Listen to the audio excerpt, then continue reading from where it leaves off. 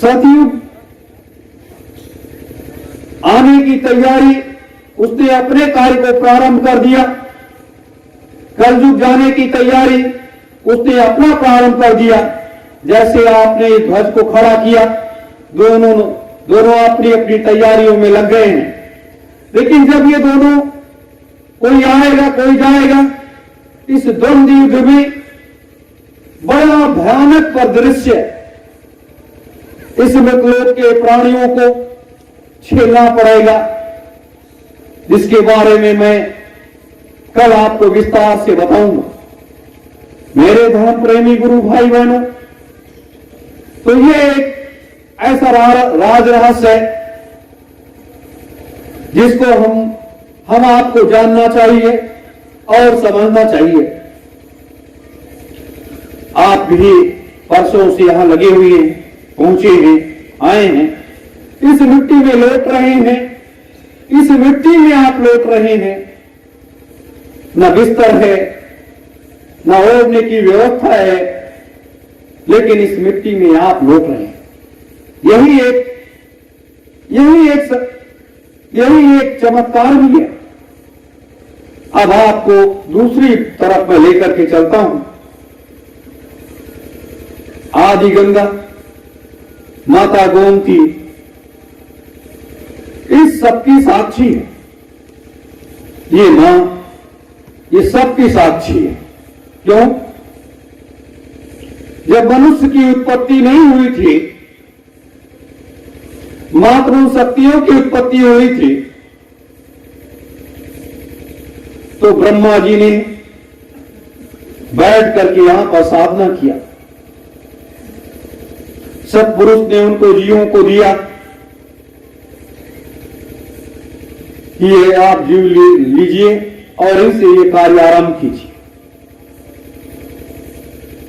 उसकी ये आदि गंगा, ये मां, ये गवाह है।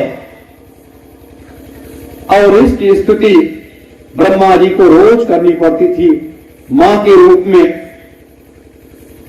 मेरे धर्म प्रेमी गुरु भाई बहनों, जितनी भी शक्तियों ने अवतार लिया, वो सबको आना पड़ा और इस मां के गोद में, आंचल में बैठना पड़ा और उनके आशीर्वाद को प्राप्त करना पड़ा। आज जब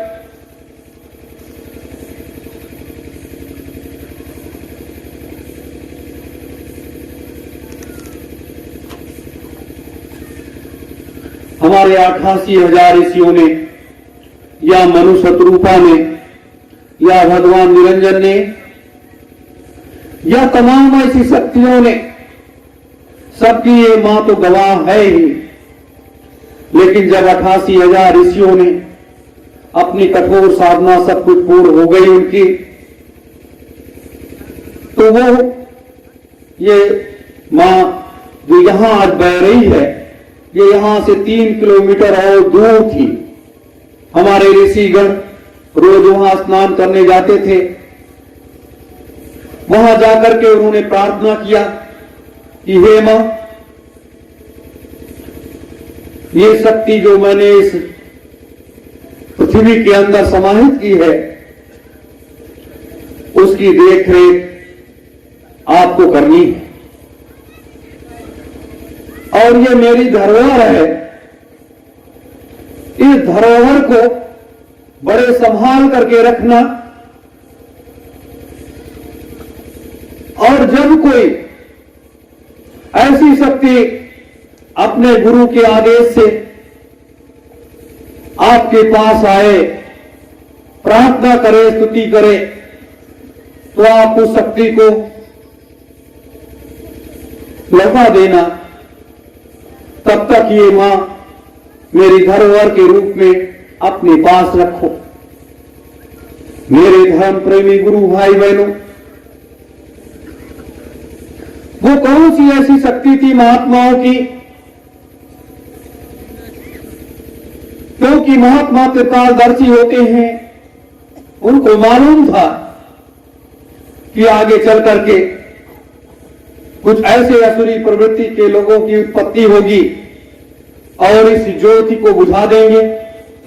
और ये ज्योति जो है,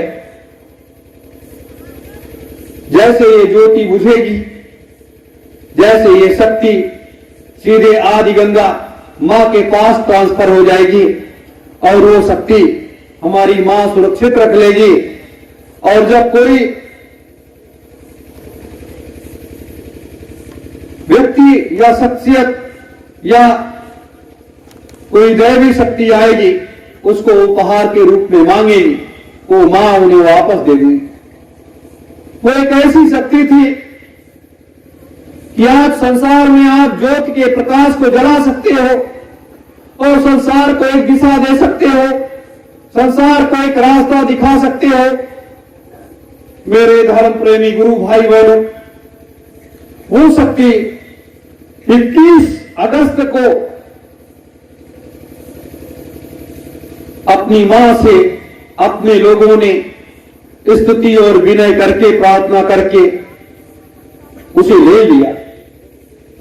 सोचो कि हमारी मां कितनी दयालु है, कितनी करुणामयी है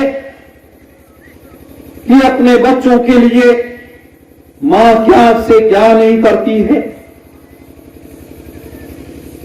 यह एक बहुत बड़ी उपलब्धि अपने गुरुदेव ने दी है और हम आप सब इस मां के ऋणी है। आज का जब ये दिन आया, ये दिन की प्रतीक्षा बहुत समय से हो रही थी। सुबह आप लोगों के साथ में जाकर के मैंने पुनः आदि गंगा अपनी मां से उस धरोहर को मांगा जो धरोहर कभी भी किसी को हमारी मां ने नहीं दिया है, उसको मैंने मांग लिया। वो क्या है?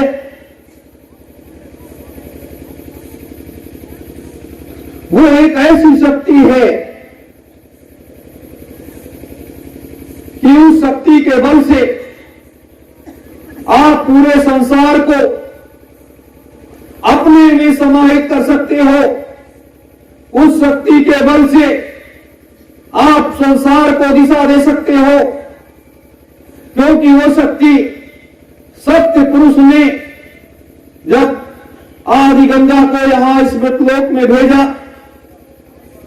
तो सत्य पुरुष ने दिया था। वो शक्ति अपनी मां ने बड़े संभाल करके रखा। सोचिए, विचार करिए कि उसके बारे में मैं आपको बताऊं तो 1 हफ्ते के ऊपर लग जाएगा पूरा बताने में कि इसकी कहानी क्या है, इसका रास्ता क्या है। मेरे धर्म प्रेमी गुरु भाई बहनों, ये वो देववाणी है जिस देववाणी की प्रतीक्षा देवी और देवता भी किया करते हैं। सुनने के लिए वो भी तरसते हैं कि हमें उस देववाणी को सुनने को मिले। तो वह शक्ति आज जब मैंने प्रार्थना किया, स्तुति किया, हर संभव प्रयास किया, मां ने देने का वचन सिद्ध दे दिया कि जाओ पुत्र, मैं वो शक्ति एक निश्चित समय पर तुम्हें दे दूंगी। मां का वचन उस समय की हमें आप सबों की प्रतीक्षा रहेगी जब उस शक्ति के बल से ये सारा कार्य संपन्न होने होगा। तो ये वक्त है या समय है हमें बहुत संभाल करके रखना। तो आपके हाथों में, दोनों हाथों में लड्डू है, दोनों हाथों में आपके पास शक्तियां हैं। हमें आपको ये चाहिए कि आप यहां पर आए हैं, 1 दिन 2 दिन 4 दिन रुक करके अगर हम सब अपनी मां के गोद में सुबह शाम स्नान करेंगे तो मां हमें कुछ ना कुछ तो दे देगी। ये आदि गंगा है। अगर हम प्रेम से मां से कुछ मांगेंगे तो हमारी मां निश्चित मुझे कुछ दे देगी। इसलिए मेरी प्रार्थना है कि आप लोग मां की गोद में ही स्नान करें और सुरक्षित स्नान करें। घाट के बगल में ही आप लोग स्नान करें, इधर उधर नहीं। मेरे धर्म प्रेमी गुरु भाई बहनों, ये समय बार बार मिलता नहीं है। यहां तो ऋषियों की ये पद धूलि है, ये ऋषियों की पद धूलि है। इसको आप अपने घरों में ले जाओ, जहां पूजा घर है वहां एक साफ वस्त्र में बांध करके ये मिट्टी रख दो, देखो आपका कैसे फलीभूत होता है। मेरे धर्म प्रेमी गुरु भाई बहनों, अब उस विषय पर आते हैं, अखंड ज्योति जलाने के विषय पर। यह अखंड ज्योति जो कल की सुबह आप लोग यहां जलाएंगे,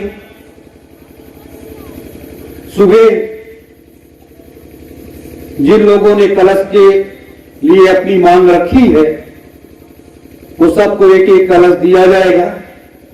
लोग अपने सर पर रख करके और जयकारे के साथ इस पावन पवित्र स्थली की 5 परिक्रमा करने के बाद उस धर्म ध्वजा के नीचे ये अखंड ज्योति जलाई जाएगी।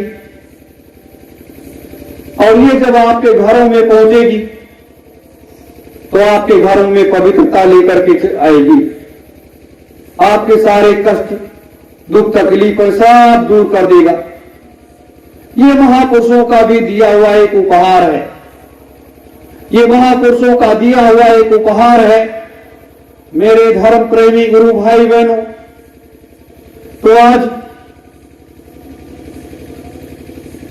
हमें आपको गर्व होना चाहिए कि आज आप सबों ने युग परिवर्तन, सतयुग स्थापना, महायज्ञ की धर्म ध्वजा को लगाया है और वैसी ऐसी जगह